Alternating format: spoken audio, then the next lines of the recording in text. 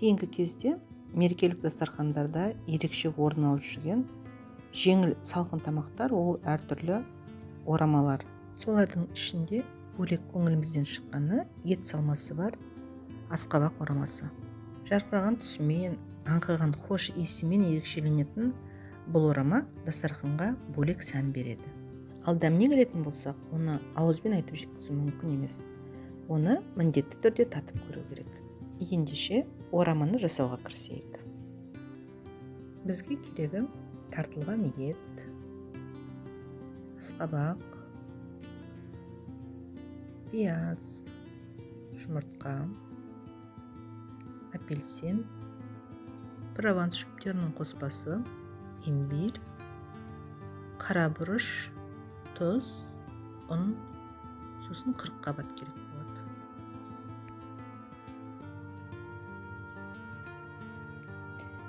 Пиязды әдеттегідей қолмен тураймыз. Қолмен турап, мариновать етіп қоямыз. Ол үшін бізге қара бұрыш пен тұз керек болады. Аздап қара бұрыш салып, тұз салып, қолыңызбен сықлайсыз да, қақпағын жауып, жабық ыдыста бір 5, әрі кетсе 10 минут ұстайсыз. Маринадталған пияз тамаққа бір жақсы хош иіс береді. Тамағыңыздың дәмі бөлек болады. Әрі, мысалы фаршқа қосылған пияздан көбіне көп асқазан қыжылдайды ғой, ал маринадталған пияз асқазанында қыжылдатпайды. Асқабақты уақтап қолмен тураймыз, немесе үккіштің ең үлкен тесігінен өткіземіз. Содан кейін пешке салатын қаңылтыр табаның бетіне пісіру парағын жаямыз да, оны майламаймыз. Соның үстіне үккіштен шыққан асқабағымызды тегістеп жаямыз да, пешке бір 10-15 минутқа салып аламыз. Кішкене жұмсарып пісу керек. Әбден күйіп пісіріп қажеті жоқ, тек жұмсарса болды. Маринадталған пиязымызды енді етке қосып, ет салмамызды дайындаймыз. Әртүрлі фарштармен жұмыс жасаған кезде есіңізде болсын, қоспалардың бәрін қосқаннан кейін фаршты араластырып, біраз уақытқа қақпағын жауып қою керек. Себебі ол өзіне жаңағы қоспалардың нәрін алып, жақсы етіп, барлық қоспалары бір-біріне сіңу керек. Тартылған етімізге енді керегінше қара бұрыш салып, тұз салып, өзімізге ұнайтын басқа бір дәмдеуіштер болса, соларды қосамыз. Маған ұнайтыны Индиана деген фирманың смесь пяти перцев деген қоспасы. Оның дәмі ондай өткір емес, жақсы бір хош иіс, жақсы нәр береді тамаққа.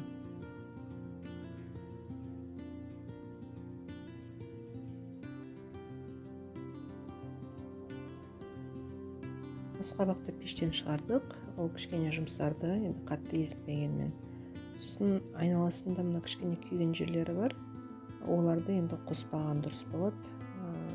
Соған тырысу керек, әйтпесе олар сәл күйген жерлері бір кішкене ашылау дәм береді. Сондықтан оларды қазір басқа ыдысқа аударғанда алып тастау керек. Етіміз біраз маринадталды, енді оны пісірейік. Ол үшін шұңғылдау ыдысқа май қойып, түбіне жаңа ет салмамызды салып, жай отқа қойып қойсақ, қақпағын жауып, бір 20-25 минут уақытта пісіп шығады. Арасында енді қарап қоясыз ғой, тұзын, дәмін.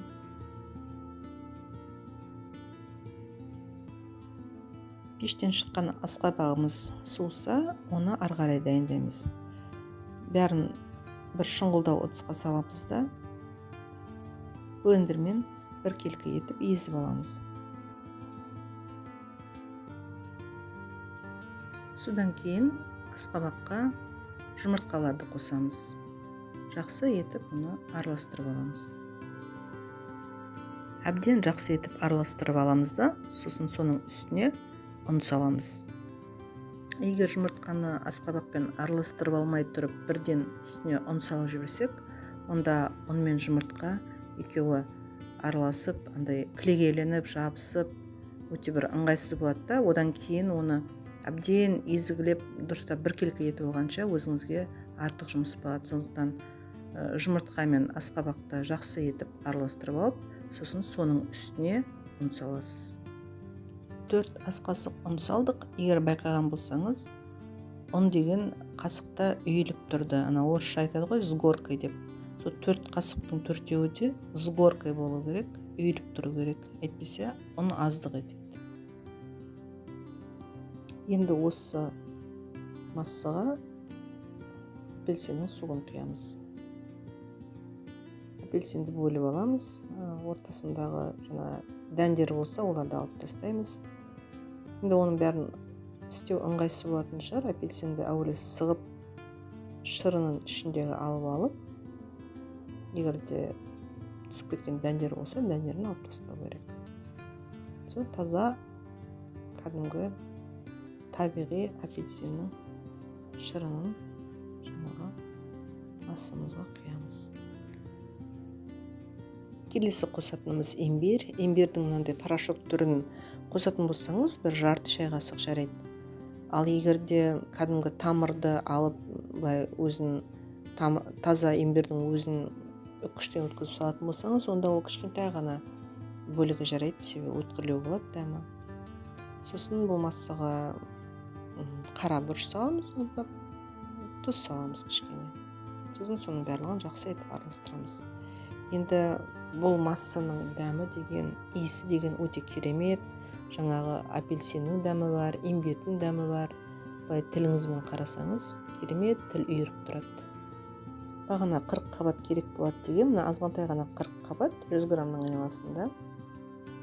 Сол 40 қабатты уақтап турап, ет салмамыз қуырылып жатыр ғой, соның қуырылып боларда бір 10 минут қалған уақытта ма салып, кішкене бірге қуырып жіберсеңіз, кейін ет салмаңыздың нәрлі, жаңағыдай жұмсақтау болуына себепкер болады.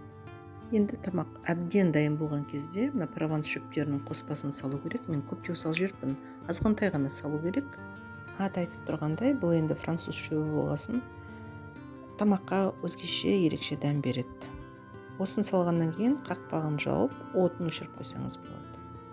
Енді асқабақты пешке салуға дайындаламыз. Ол үшін пешке салатын қаңылтыр табаға жаңа пісіру парағын жаямыз да, оны майлаймыз. Алдыңғы пісіру парағын біз пайдалана алмаймыз, себебі біз оған май жақпаған болатынбыз. Май жақпаған себебіміз майдың бәрін асқабақ сіңіріп алады деп, оған май жаққан жоқпыз. Сол себепті де ол парақшаға асқабақ аздап жабысып қалды. Сондықтан біз оны пайдаланбай, жаңа парақшаға май жағып түгел, сосын асқабақты сол жаққан майдың үстіне құямыз да, әбден жақсы етіп, біркелкі етіп тегістейміз. Түсі қандай керемет, көздің жауын алады. Түсіне қарағанда асқабақ сияқты болғанымен де, бұның иісі деген енді керемет. Апельсин, имбирь қосылғаннан кейін ешқандай асқабақтың дәмі білінбейді. 180 градус пешке 20-25 минутқа саламыз. Асқабақ пісіп дайын болғанша ішіне салатын ет салмамызды ары қарай дайындай береміз. Енді ол бағана пісіп шыққаннан кейін уже суыды. Соны блендермен езгілеп, біркелкі етіп дайындап қоямыз. Мына асқабағымыз дайын болып пісіп шықты. Енді оны біз екінші бетін аударуымыз керекпіз. Осы көрініп тұрған беті бізге негізгі беті болады, сыртқы беті болады. Сондықтан бұның бетіне мен қағаз жаям, жаңа пісіру парағын жаям, оның үстіне тақтай салам, үлкен көлемдегі тақтай, я болмаса поднос болсын, соны жауымды, сонымен бірге аударып алам.